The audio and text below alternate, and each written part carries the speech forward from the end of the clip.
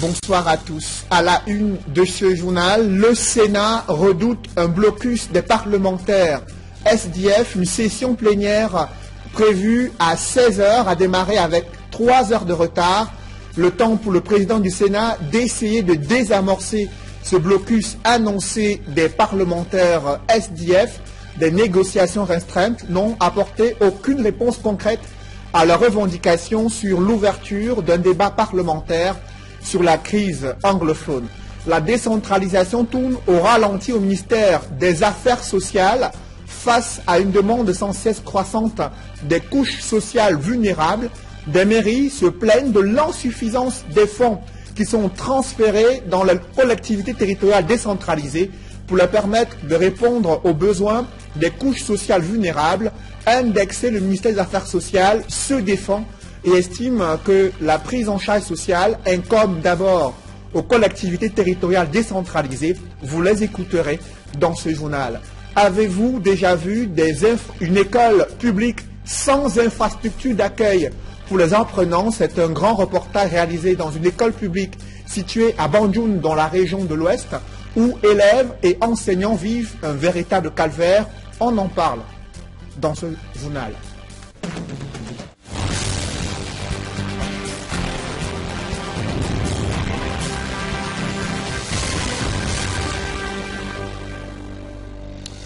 Merci de suivre cette édition complète de l'information sur Equinox Télévision. D'abord, le Sénat qui redoute un blocus des parlementaires SDF, une session plénière prévue initialement à 16h a démarré avec 3 heures de retard, le temps pour le président du Sénat d'entamer des négociations avec des sénateurs SDF. 5 parlementaires de ce parti de l'opposition ont été appelés à une concertation restreinte avec le président du Sénat dans son cabinet. Au terme de ces concertations, les négociations n'ont apporté aucune réponse à leurs revendications sur l'ouverture d'un débat parlementaire. Et tenez-vous bien, la session plénière qui a démarré au Sénat n'est pas permise. Les reporters d'Equinox Télévision ont été interdits d'accès à la salle des travaux. Ce que vous voyez en image, ce sont des images d'archives d'il y a quelques jours. Depuis cet après-midi, les reporters d'Equinox Télévision ont été interdits d'accès à la salle des travaux. Selon un agent de sécurité, des instructions auraient été données d'empêcher des reporters d'Equinox Télévision de suivre les travaux au Sénat. Selon ce même agent de sécurité, certains responsables du Sénat n'ont pas apprécié la prise des images de l'altercation entre 2 sénateurs SDF et RDPC il y a quelques jours. Les autres reporters des autres chaînes de télévision ont également été interdits d'accès à la salle des travaux au Sénat où se déroule une session plénière de la Chambre basse du Parlement. Et toujours au Parlement, il y a la réforme foncière qui était en débat à l'Assemblée nationale. Des précisions avec Guy Zogo dans ce reportage. Le foncier devient une question centrale dans la marche des États en Afrique. Cette problématique trouve une résonance jusqu'au Parlement camerounais où vient de se tenir le premier forum Parlement-gouvernement sur la gestion foncière en Afrique, conduit par le réseau de parlementaires pour la gestion durable des écosystèmes en Afrique centrale. Repart. Ce forum réunit donc le Parlement, le gouvernement et tous les partenaires qui œuvrent pour que cette réforme aboutisse. C'est d'évaluer le niveau d'avancement de vastes programmes de réforme dans le domaine de la gestion foncière. Pour les parlementaires, la réforme foncière attendue ne va pas assez vite à leur goût. Au niveau du Parlement, nous constatons que n'avance pas suivant nos désirs. Nous aurions souhaité qu'à ce jour, un projet de texte réformant la gestion foncière au Cameroun soit déjà déposé au niveau du Parlement. Ils espèrent néanmoins que le moment venu, les réponses du gouvernement se montreront satisfaisantes.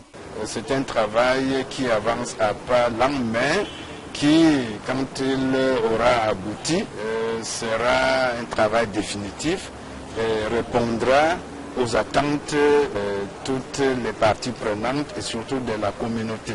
La réforme foncière au Cameroun devrait concerner près de 60% de la superficie nationale, avec à la clé des revenus substantiels pour les populations locales. Le programme que le Repart déploie sur cette problématique couvre la période de février 2017 à décembre 2021. Et au sujet de la crise anglophone, le Nigeria voisin s'exprime à ce sujet. Le Nigeria n'est pas la base arrière des sécessionnistes anglophones camerounais. Ce pays ne soutient aucun groupe terroriste camerounais.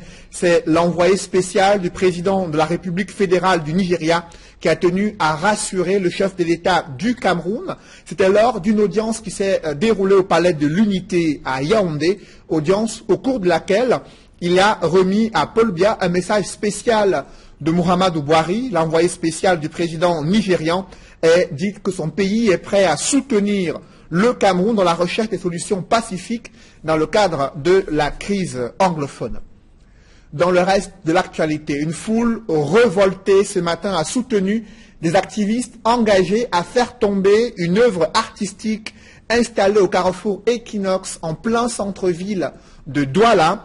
Installée dans le cadre du salon urbain de Douala, c'est une œuvre d'une artiste française qui tenait à demander pardon aux Camerounais pour les exactions que son pays a perpétrées au Cameroun durant la période post-indépendance, mais aussi avant les indépendances. Mais l'initiative a rencontré la désapprobation des Camerounais, de certains activistes nationalistes qui estiment qu'il faudrait d'abord privilégier des monuments à l'image des héros nationaux camerounais. Reportage François Dikoumé et Donald Brice-Kamgan.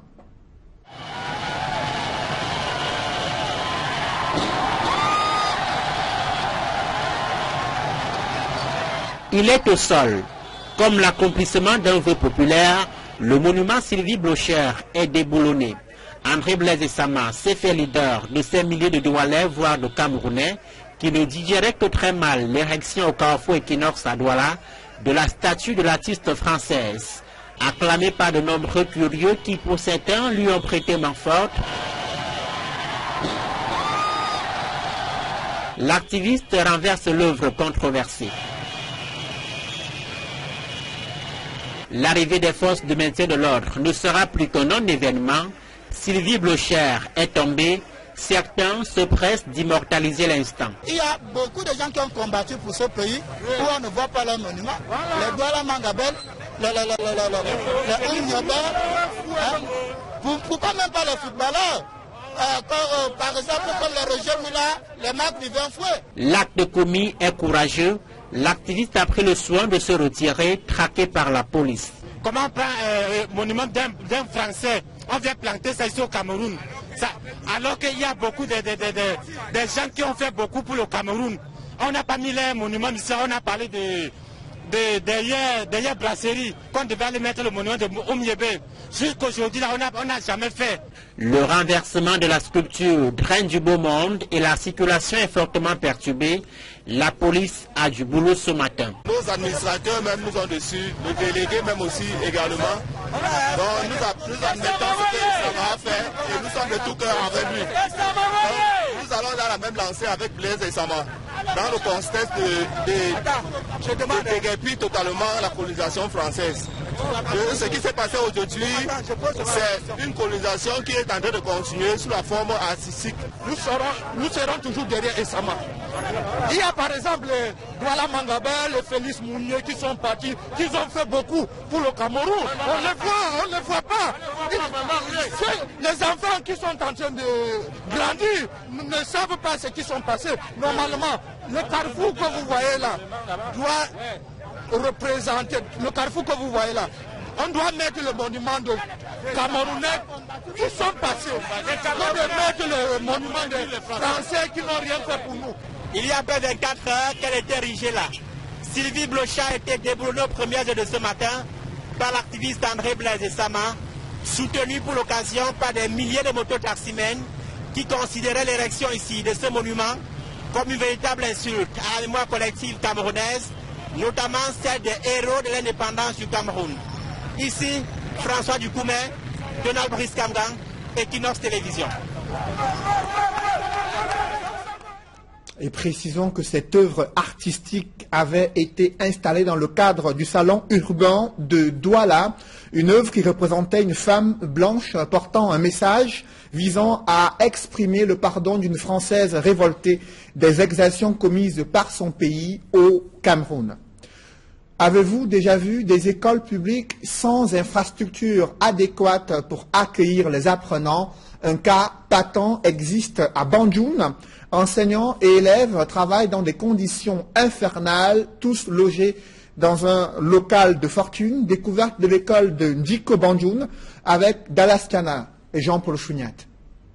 À voir le drapeau national flotter, on se croirait à première vue dans la cour d'une chefferie de 3e degré, d'un village perdu en forêt tropicale. Pourtant, ici, c'est l'école publique de Ndjiko, petit village à 20 km de Banjoun, dans le département du Kunki. Elle fait partie de ces établissements scolaires qui sont créés sur papier sans le moindre bâtiment à l'ouverture. Errant donc dans la rue depuis 2013, le chef de Ndjiko a offert ce local à cette petite communauté éducative. Il n'y a pas encore de bâtiment. J'ai pensé qu'il était normal, comme il y a le foyer, de commencer par là. J'ai fait le premier pas, j'ai fait beaucoup d'efforts. J'ai acheté les contreplaqués que j'ai fait peindre. Le décor intérieur est digne des écoles de brousse d'avant les indépendances. Et aux heures de cours, l'ambiance est infernale pour tout le monde.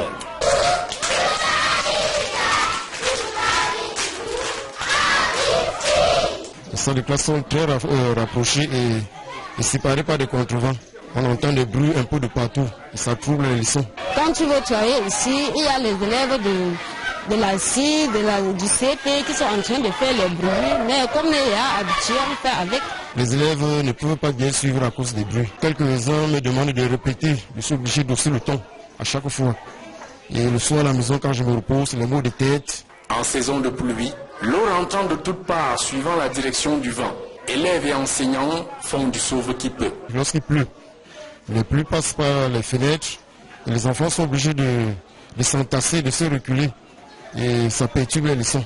À cycle complet dans un espace, à la superficie d'une habitation paysanne, les enseignements sont dispensés en tronc commun, dans un système de jumelage des classes. Je donne à écrire au CP, il fait la lecture à la CIL. Et pour les leçons de langage, c'est comme les leçons de langage, c'est presque ligne. La promiscuité est la chose la mieux partagée. Le directeur d'école sans espace personnel de travail se débrouille sur une table de fortune dans une salle de classe tenant lieu de bureau. Et au-delà du manque de matériel didactique et d'enseignants communs aux écoles de chez nous, l'école publique de Ndjiko Banjoun ne dispose d'aucune commodité de base. On ne s'assoit pas ici, c'est la formation militaire qu'on fait ici. Parce qu'on est habitué à rester debout. Même les chaises en bambou, il n'y en a pas. L'école n'a pratiquement pas de toilettes et c'est tout un problème. Les enfants, quelquefois, pendant les récréations, sont obligés de faire les besoins à côté et ce n'est pas bon, c'est sale. Donc nous avons tous les difficultés dans cette école. Il y a quelques années, la mairie du coin avait même entrepris la construction d'un bâtiment de 2 salles de classe. Mais aujourd'hui, le chantier est à l'abandon. Du coup, l'école de Ndjiko Banjoun tend la main à l'État et aux élites du Kunki. Quand bien nous sommes au village, il faudrait qu'ils nous apportent aussi les matériels de travail que nous trouvons aussi dans certaines écoles au niveau de la ville. Car de nos jours, le monde est devenu un village planétaire. En attendant le geste des pouvoirs publics et des âmes de bonne volonté, élèves et enseignants de l'école publique de Ndjiko Banjoun n'ont d'autre choix que de continuer à se marcher sur les pieds pour faire chacun son petit métier. À présent, des chiffres qui font froid au dos. 90% des maladies pulmonaires sont liées à la consommation du tabac. C'est une révélation des organisations qui travaillent sur les dangers du tabagisme sur la santé de l'homme. Et malgré ces chiffres, ils sont toujours nombreux à consommer du tabac, notamment à Ebolova, dans la région du Sud. Reportage Roger Takala et Julingue Nyondé. Edouard Vendeur, la cinquantaine sonnée, visiblement mal en point, fume le tabac depuis 25 années. Conscient des dangers auxquels il s'expose, cet habitant de la ville de Bolova dans le sud a fini par se trouver une excuse pouvant justifier son amour pour le tabac. La cigarette, c'est quelque chose qui est très important. Parce qu'on ne peut pas vivre sans fumer. Ce qu'on fait ici-bas, les faces, mais moi je ne l'abuse pas. Bon, la cigarette rafraîchit la mémoire. Il y a des conséquences à toutes choses. C'est-à-dire quand tu abuses, ça t'abuse aussi. Comme lui, ils sont nombreux dans cette localité à fumer des dizaines de paquets de cigarettes par jour pour diverses raisons. C'est parce que le cigarette donne-nous la force pour travailler le cacao aussi. Quand tu n'as pas le cœur, tu ne peux pas travailler le cacao. Le phénomène est grandissant et les jeunes de plus en plus nombreux accros à la consommation du tabac. Pourtant, les statistiques d'une ONG de la place révèlent que 90% des maladies pulmonaires sont liées au tabagisme. La consommation du tabac est responsable de, je ne vais pas trahir un secret, de 90% des cancers pulmonaires. Je ne sais pas si vous, à votre niveau, vous avez déjà vu quelqu'un atteint d'un cancer de poumon et qui a guéri. Moi, je ne sais pas. Mais imaginez-vous que quelqu'un qui fume un paquet de cigarettes par jour a 15 000 francs de cigarettes par mois et 180 000 qu'il dépense tous les ans pour fumer, pour s'offrir de la cigarette. Mais quand vous attrapez un cancer, vous aurez ruiné la famille, vous n'allez pas guérir, vous allez mourir.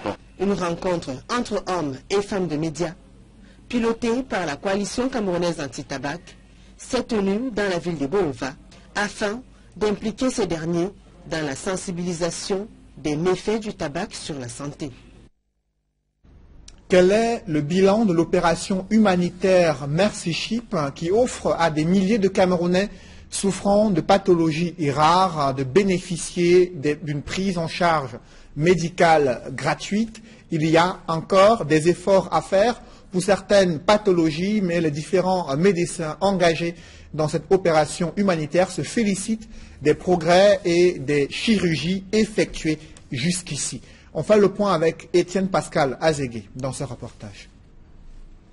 La prise en charge des patients qui souffrent de certains cas de maladies rares se poursuit dans les différents sites retenus dans le cadre de l'opération humanitaire de l'ONG Mercy Ship au Cameroun. Si le chiffre de 1123 chirurgies avancées pendant la réunion d'évaluation à mi-parcours de cette opération donne quelques lueurs de satisfaction, il n'en demeure pas moins que des efforts restent à fournir sur l'aspect communication, afin de permettre à d'autres malades qui n'ont pas encore pu bénéficier de cette prise en charge gratuite de se manifester. La perfection n'est pas de ce monde. Il y a toujours des petites difficultés que nous sommes appelés à adresser au quotidien. Mais je peux me réjouir en ma qualité de coordonnateur secrétaire technique que les activités se déroulent bien. Les missions assignées à chaque département ministériel sont suivies. Sur le plan national, la prise en charge des malades originaires de l'extrême nord fait face à la barrière linguistique. L'arabe, leur langue de communication, n'est pas compris des médecins soignants, d'où le taux élevé des patients recensés, mais qui n'ont pas encore bénéficié du moindre traitement jusqu'à ce jour. Il convient de noter que ceux qui souffrent encore de deux types de maladies peuvent encore se faire enregistrer dans les 10 régions au niveau des centres de santé et hôpitaux. Il y a des patients, peut-être que vous avez rencontrés dans la rue, qui vous disent, grâce à Mercy Ship, je vais retrouver la vue. Il y a encore la possibilité que ceux qui souffrent des cataractes... Pour les cataractes, oui, il y a encore de la place. Parce que n'oubliez pas qu'on est là jusqu'en fin mai. Mais malheureusement, je pense qu'il y a eu un petit problème de communication. Mais c'est pour ça que vous êtes là. C'est qu'on puisse communiquer et vous dire qu'il y a encore de la place au niveau des cataractes. Uniquement? Uniquement parce que... et des fistules obstétricales. La réunion d'évaluation de l'opération Mercy Ship à Douala a aussi permis de constater un taux de réalisation faible pour les chirurgies maxillofaciales et même d'ophtalmologie. Des efforts doivent être consentis à ces niveaux d'ici la fin de l'opération humanitaire prévue en juin 2018. La décentralisation tourne au ralenti au ministère des Affaires sociales. Face à une demande sans cesse croissante, des mairies dénoncent l'insuffisance des ressources transférées par an. Le ministère indexé s'en défend et parle d'un simple appui, tout en précisant que la prise en charge sociale incombe d'abord aux collectivités territoriales décentralisées. Élisée Bokba et Ike Cyril. À l'heure de l'évaluation, le tableau n'est guère reluisant en matière de décentralisation dans le secteur affaires sociales. Il reste difficile pour les magistrats municipaux de subvenir aux besoins de leur population. Nous pouvons recevoir 1000 demandes par an. Ce ne sont pas seulement les demandes qui concernent les handicapés, c'est aussi des demandes qui concernent les familles pauvres. Il faut bien que ces familles-là soient soutenues pour que les enfants aillent à l'école. Il faut également aider certaines familles ou les indigents à enterrer leur corps. Il faut aider ceux qui sont malades, les indigents, et qui ne peuvent pas se prendre en charge, à être pris en charge dans les hôpitaux. Le ministère des Affaires sociales affirme pourtant avoir fait le nécessaire en termes de transfert des compétences aux collectivités territoriales. Le ministère des Affaires sociales a transféré toutes les compétences. La compétence en matière d'attribution des aides et des secours aux indigents, la compétence en matière de réinsertion sociale sur 2 volets, l'assistance aux établissements sociaux et la participation à l'entretien et à la gestion des centres de promotion et de réinsertion sociale. Après un exercice de transfert de compétences de 8 années, nous sommes à peu près à 2 milliards de francs CFA que le ministère des Affaires sociales met à la disposition des personnes socialement vulnérables à travers les communes. Mais pour les maires, la demande est grande. Les moyens transférés sont loin de satisfaire les attentes.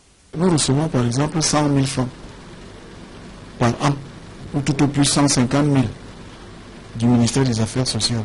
Vous voyez que c'est insignifiant. Il a suffi d'aider 2 ou 3 indigents pour leur prise en charge dans les soins, pour les soins hospitaliers, pour que ça disparaisse. Oh, je vous dis qu'on a à peu près 1000 demandes.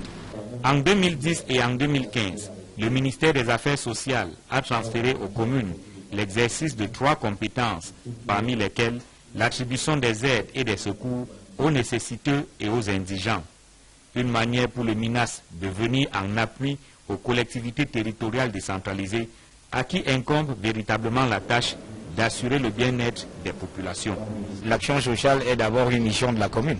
Avant même le transfert des compétences, les communes étaient déjà appelées de par l'encadrement juridique à apporter une assistance sociale aux personnes indigentes de leur localité. Donc ce que nous nous apportons est un plus. Autour du ministre des Affaires sociales à Yaoundé, l'on évalue la mise en œuvre de la décentralisation dans le secteur affaires sociales, tout en procédant au renforcement des capacités des acteurs sociaux. L'objectif étant de permettre aux populations au niveau local d'être associées à la gestion de leurs propres affaires. Et le ministère des Affaires sociales, toujours sous le feu nourri des critiques, notamment des personnes handicapées qui se plaignent du peu d'intérêt que leur accordent les pouvoirs publics. Ils se plaignent de leur mise à l'écart malgré leurs compétences et leur potentiel.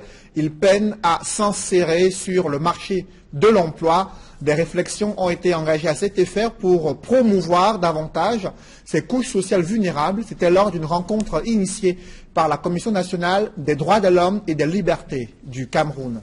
Reportage, Marcelin Gansop. C'est le cœur meurtri que Aloïs Obama se souvient des frustrations qu'il a vécues sur le chemin tortueux de l'emploi au Cameroun.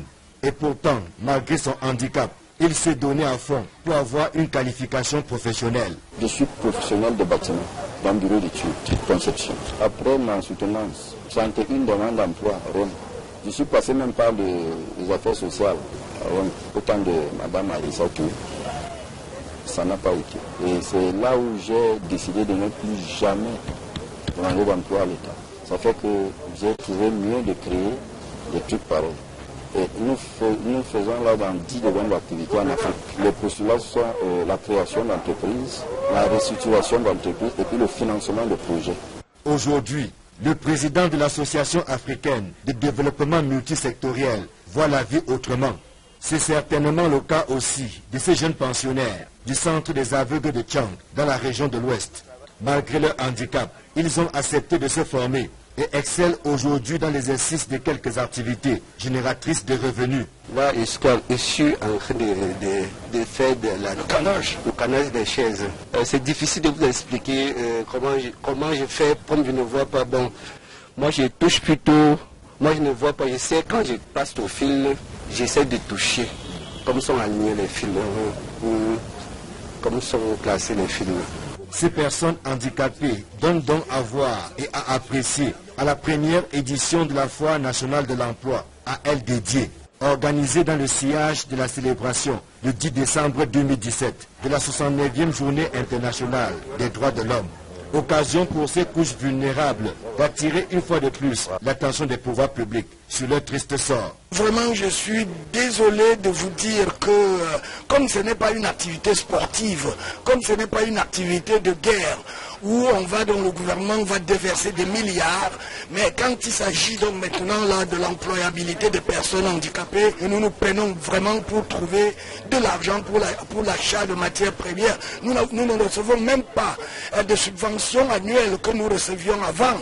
À travers cette plateforme, la Commission nationale des droits de l'homme et des libertés dit avoir joué sa partition en lançant un énième appel à une action commune en faveur de l'autonomie des personnes handicapées. La Commission nationale des droits de l'homme est là pour soutenir tous les droits, tout le monde. Les gens qui vivent avec les handicapés, ils ne sont pas laissés parce qu'ils sont aussi les gens qui sont capables. Ils peuvent faire beaucoup de choses. Donc c'est pour cela qu'on a organisé cette fête.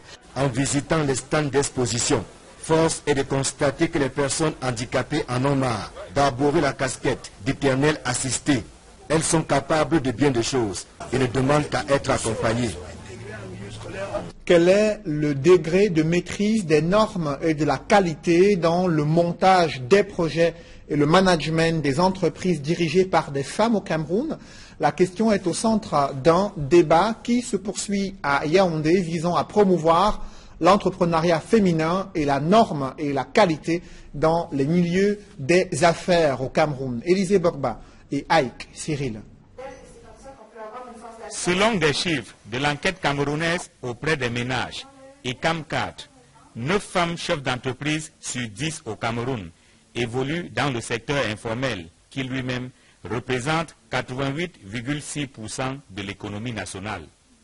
Difficile dans ces conditions de booster le développement des entreprises créées et gérées par les femmes. C'est la clé de voûte pour le développement et l'essor économique des femmes. Sans la maîtrise des normes et des contrôles qualité, on ne peut pas intégrer le commerce formel, on ne peut pas répondre aux appels d'offres nationaux et internationaux. Donc c'est vraiment un secteur auquel il nous faut s'attaquer en priorité. Il est donc question de doter les femmes d'outils nécessaires pour leur implication dans le circuit économique.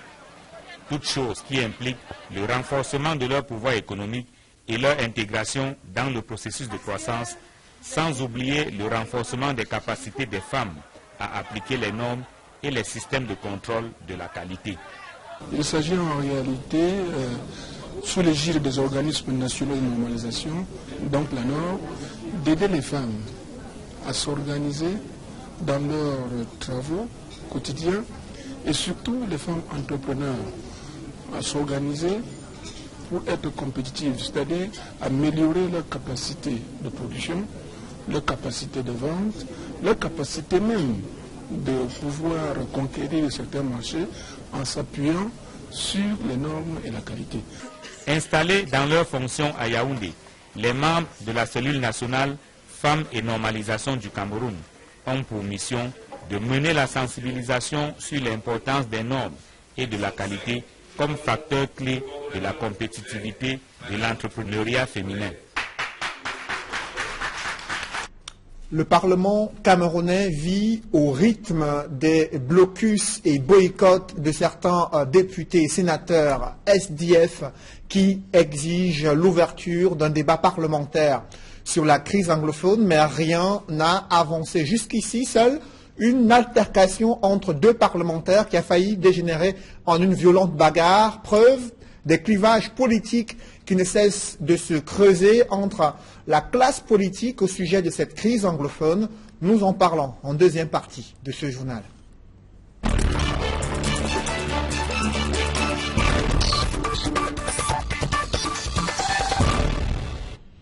Je reçois sur ce plateau Maître Fidèle Doumbissi. Bonsoir. Bonsoir Cédric et bonsoir à tous les téléspectateurs de Equinox. Vous êtes avocat au barreau du Cameroun, cadre politique du mouvement pour la renaissance du Cameroun, le MRC, et vous vivez sur Equinox Télévision ces scènes tumultueuses au Parlement. C'était d'abord à l'Assemblée nationale avec des blocus, des boycotts, et maintenant c'est le Sénat où il a failli y avoir une altercation, même une bagarre entre sénateurs RDPC et SDF, et un blocus annoncé pour les prochaines sessions plénières au Sénat. Comment appréciez-vous ce climat relatif à la crise anglophone et l'ambiance au Parlement?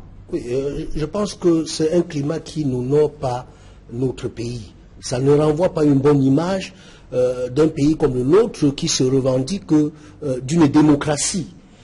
Il n'est pas normal que dans une assemblée, dans un parlement comme le nôtre, où il y a une certaine configuration, c'est-à-dire où plusieurs partis sont représentés à l'assemblée, et avec l'assemblée qui est considérée comme la représentation nationale.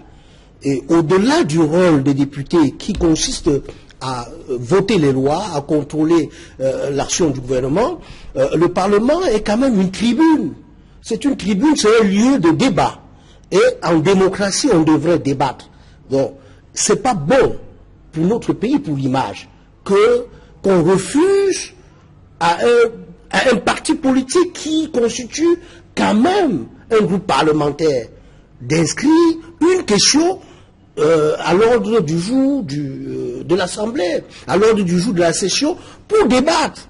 Ce n'est pas pour voter des lois sur la question anglophone. C'est pour laisser la possibilité aux députés, aux représentants de la nation, de donner leur avis sur la question. Mais certains parlementaires RDPC estiment que le SDF n'a pas respecté la démarche prévue dans les différents règlements intérieurs à la fois à l'Assemblée nationale et au Sénat. Est-ce qu'une telle démarche pourrait prospérer lorsqu'on sait la majorité écrasante du parti au pouvoir? Je voudrais d'abord relever que le fait que le RDPC soit le parti dominant au sein de l'Assemblée et que ce parti use de façon abusive de sa majorité au sein de l'Assemblée ne devrait pas empêcher qu'on inscrive une telle question. Une telle question, parce que la domination politique, ce n'est pas le refus d'écouter les autres. Il faut écouter d'autres avis, d'autres sons. Parce que si le RDPC a une position s'agissant de la question anglophone, il faut quand même qu'il souffre d'écouter la position des autres et que peut-être de la discussion pourra jaillir la solution. Donc, je pense qu'au niveau du Sénat, il faudrait que le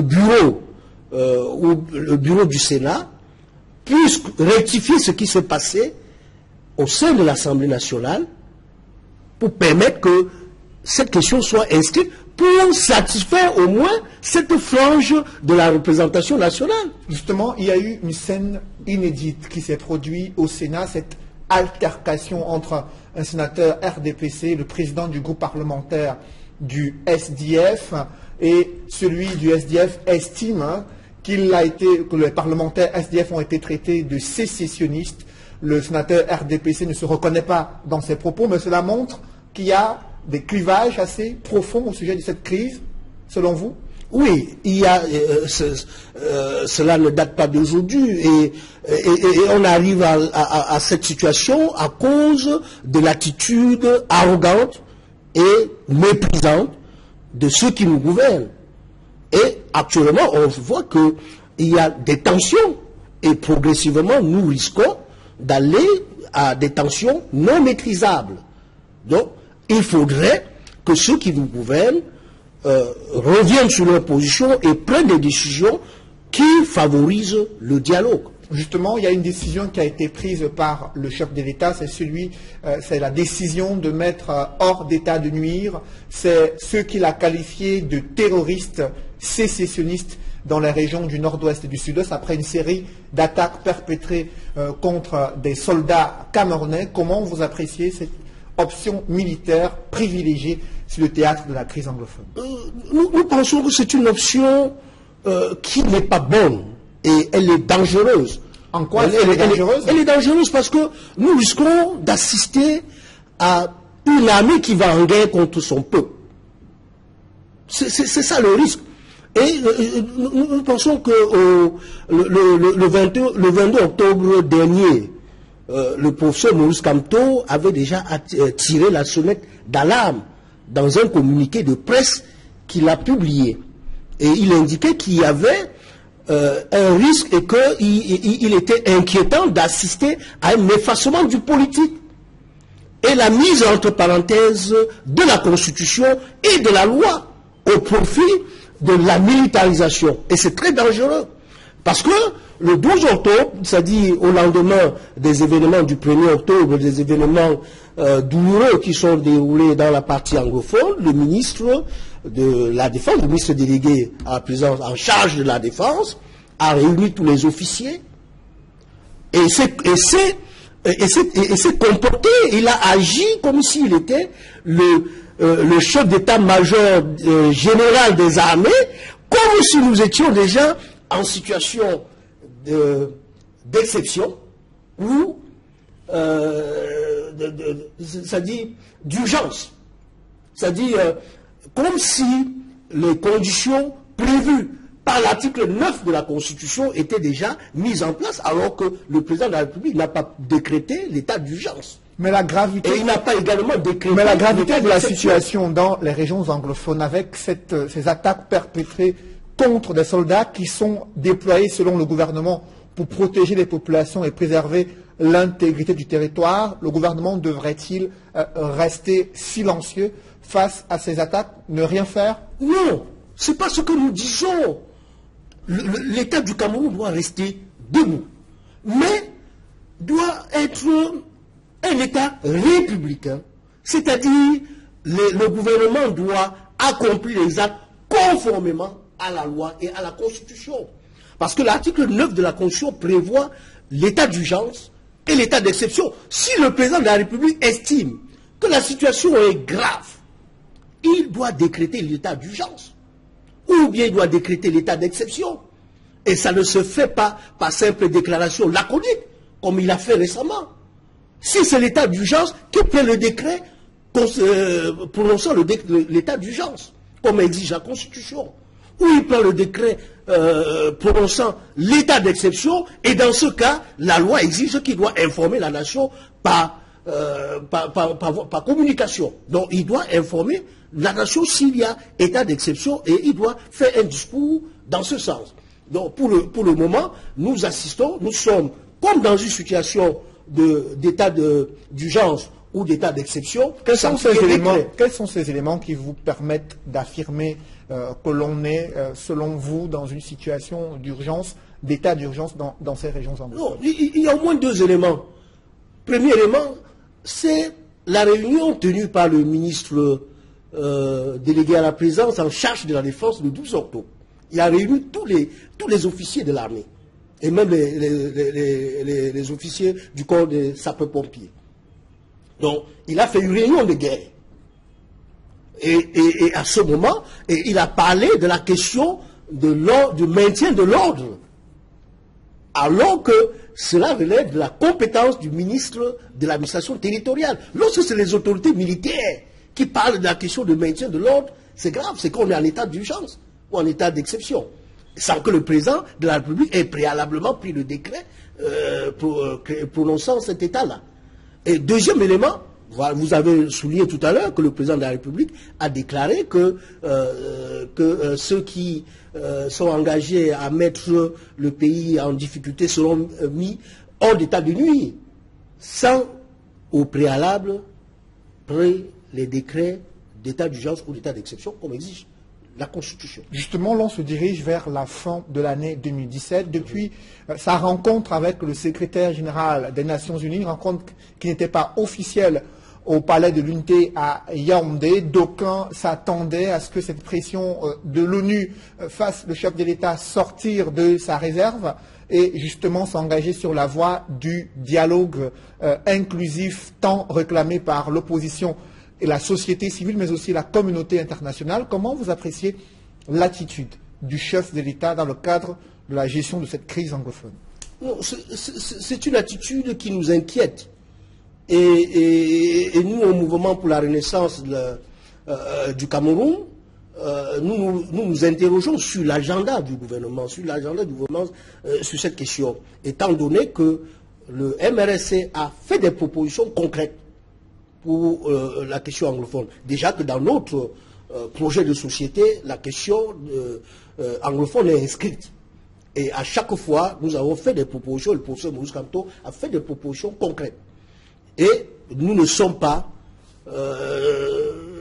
nous ne savons pas à quoi pense le gouvernement et où est-ce qu'il veut nous mener. Et nous sommes inquiets. Justement, vous parlez d'agenda. Il y a un agenda électoral chargé en 2018 avec des élections sénatoriales, législatives, municipales et présidentielles. Dans ce contexte sécuritaire, social assez tendu dans plusieurs régions du Cameroun, un tel agenda peut-il encore être respecté?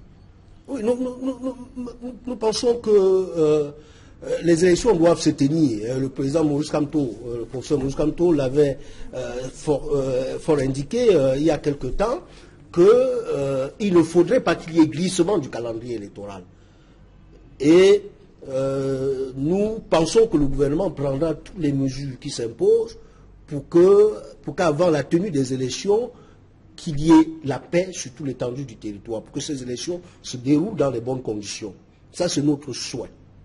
Et pensez-vous que cela va se réaliser au regard d'une crise qui perdure depuis près d'un an, au regard de la situation qui prévaut à l'extrême nord du Cameroun? Pensez-vous qu'avec ce climat sécuritaire, l'on peut tenir des élections dans ces régions-là et également dans le reste du pays? Tout dépend de la volonté politique du gouvernement.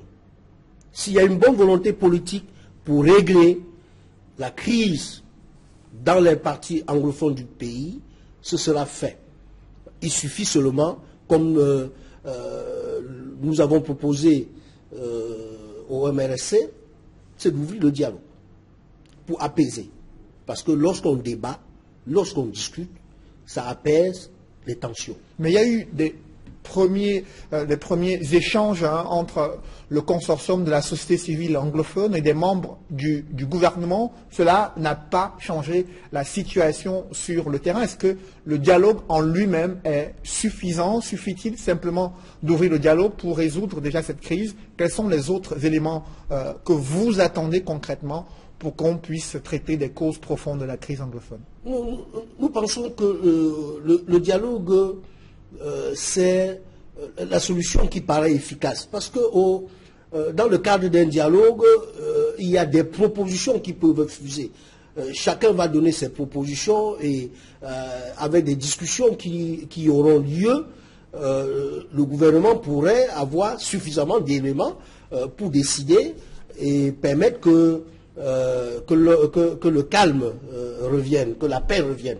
Et nous pensons que le gouvernement a fait quelques efforts qu'il faut saluer s'agissant de la crise anglophone qui au départ était une crise socio-professionnelle, une crise qui concernait les avocats et les enseignants, parce que le problème anglophone se pose en deux thèmes.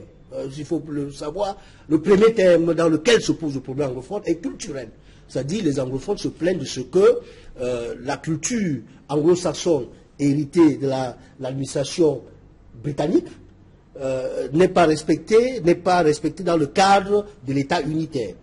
Et qu'il y a une tendance pour le gouvernement camerounais à imposer dans leur zone les éléments culturels francophones. Et ils ont parlé de phagocytage. Donc, il y a une question d'harmonisation des deux cultures pour que le vivre ensemble soit préservé.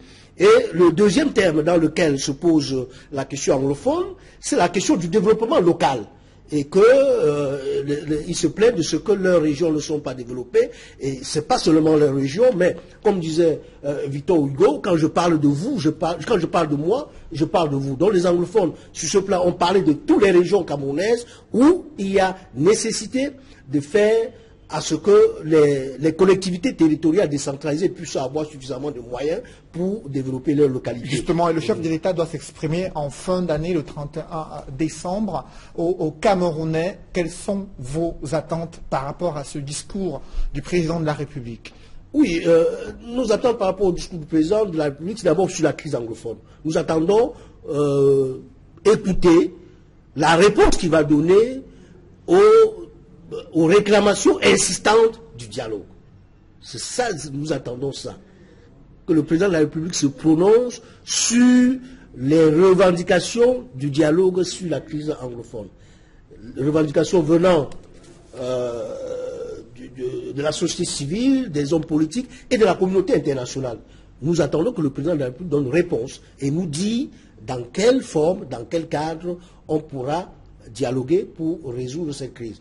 Deuxièmement, nous attendons que le président de la République, dans son discours, donne un calendrier clair s'agissant des élections qui auront lieu l'année prochaine et également qu'il se prononce sur les réclamations de réforme sur le système électoral, s'agissant de la Constitution qu'il faut réviser pour introduire l'élection à 2 tours, l'élection présidentielle, le scrutin universel à 2 tours pour l'élection présidentielle, et également dans le code électoral, il y a des propositions que le mouvement pour la Renaissance du Cameroun a faites pour réviser le code électoral, surtout s'agissant de l'organe ELECAM, s'agissant également des procès-verbaux qui doivent être reconnus par tous les partis, c'est-à-dire tous les prenants dans le bureau de vote.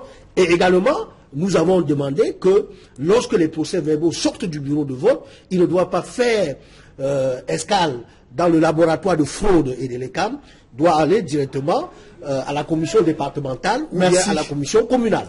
Merci, maître Fidèle Djoubissi. Je précise que vous êtes avocat au barreau du Cameroun et cadre politique du MRC. Mesdames, messieurs, c'est la fin de ce journal.